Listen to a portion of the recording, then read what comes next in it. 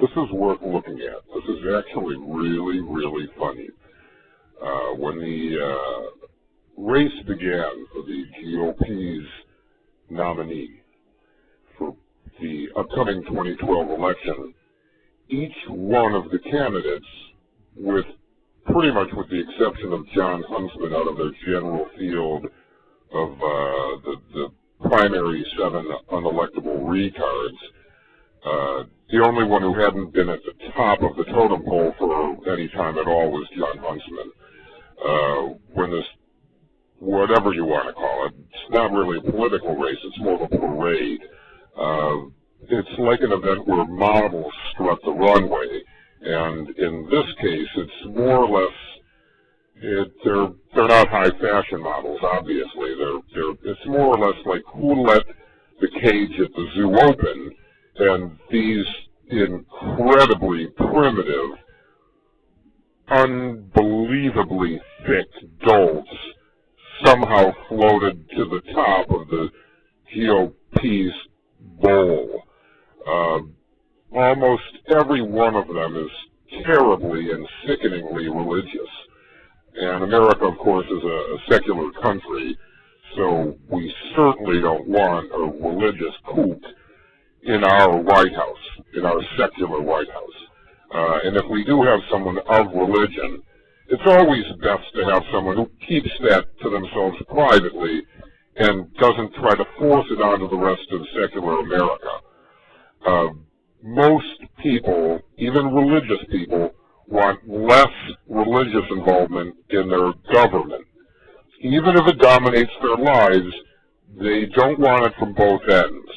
They will personally choose to subscribe to a religion, but they will absolutely reject the idea of the government imposing those laws, because as we all know, even the religious, unless you're really sick, religious people cherry-pick the verses from the Bible.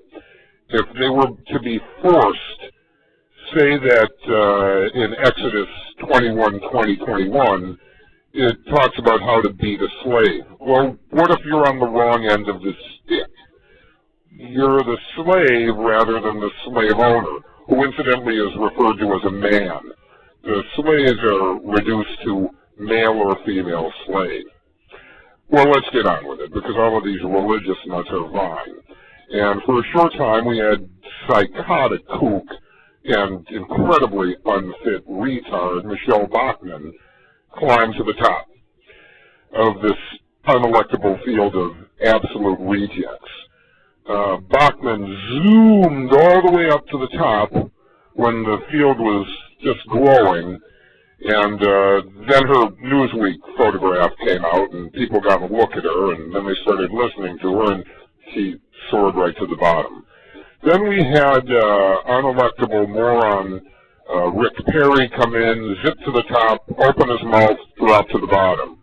Ron Paul, always tremendously psychotic, always at the bottom of the field, even among religiously deranged, hardcore religious fanatics that drive the right-wing pub.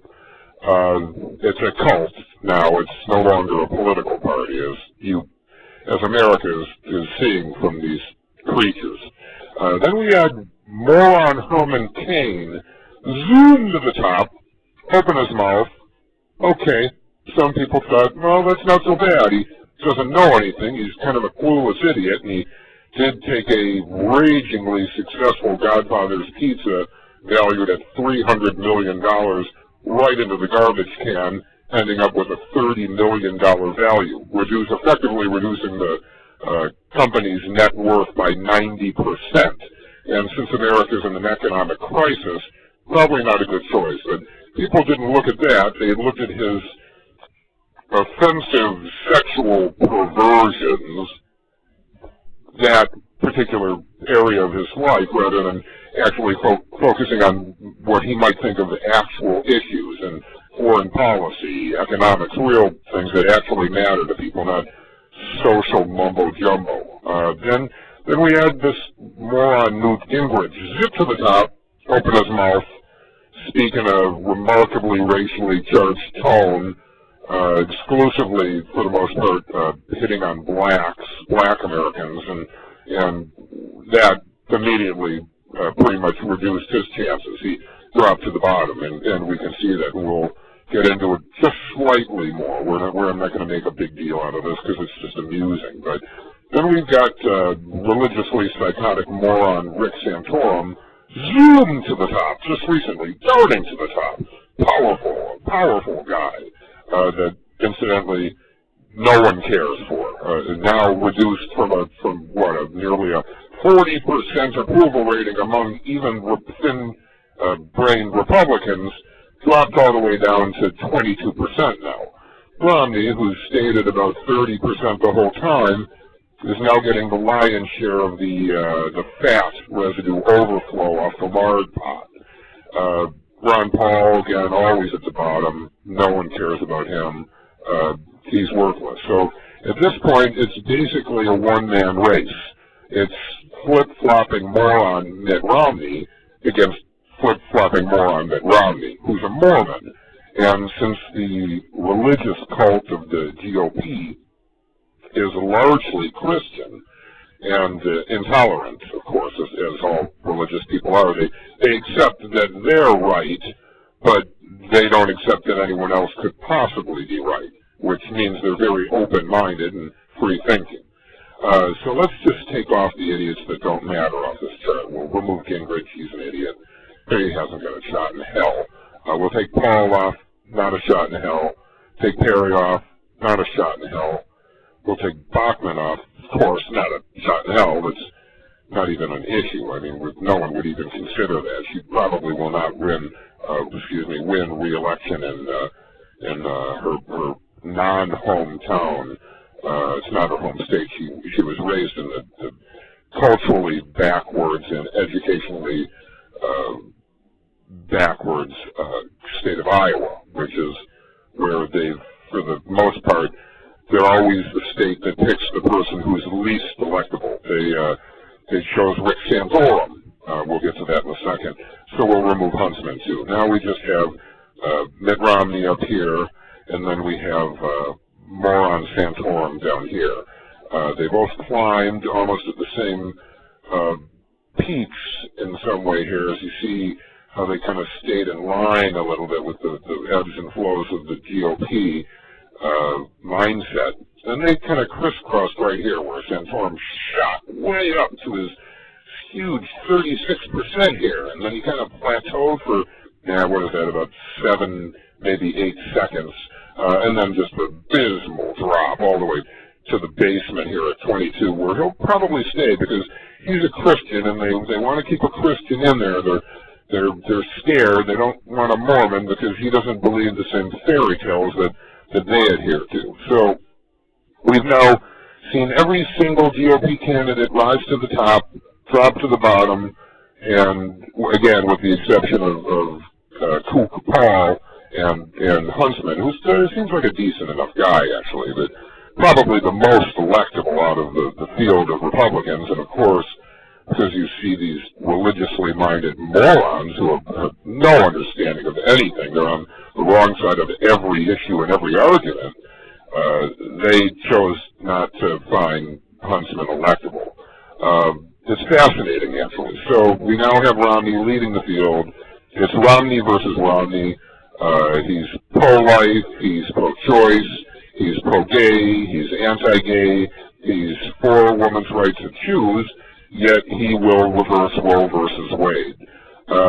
This guy literally has no idea what he's doing. He would probably be the worst leader in the world because he could change his mind at any moment. He has no conviction, no strength and discipline, no strength of character, no discipline whatsoever. He just gibbers on and goes from one side of the issue and argument to the other in a matter of minutes or hours sometimes. It's fascinating. His recent reversal on the blunt amendment is proof of that. You just watch him go with 1 second, boom, I'm against that bill, then all of a sudden he's for it. So this guy's as crazy as they get, and probably as power hungry as we've ever seen a political aspirant be. He's sick, he's mentally ill, and he All he wants to do is actually take power of the government so he can make more tax loopholes and create other benefit for the very top, not even the 1%, the 1% of the 1%. It's extraordinary. So we remove Santorum because he hasn't got a shot in hell. And now here it is. It's just Romney versus Romney. And the GOP, you morons are going to have to live with this. You chose these people, or they chose you, and you let them. So as much as America is deciding we don't favor the Republican cult as anything more than kind of a sideshow and a creepy religious comedy act, it's some kind of a freak show on the side of the road, you guys did this to yourselves, and now you have to live with it. We will be welcoming Barack Obama back in November 2012, and we hope his next 4 years, in addition to the remaining months of this present year, are fruitful, and we look for about 17 to 19,000 Dow at that time. We've correctly predicted the last few months, and with tremendous accuracy, and we're looking for more of the same. Great economy, hopefully. It's been slow, and we're looking for some more improvement, but Obama, we wish you well. You've done an amazing job reversing the huge disasters of the 6-year, 3-way majority of Bush. All right, that's it.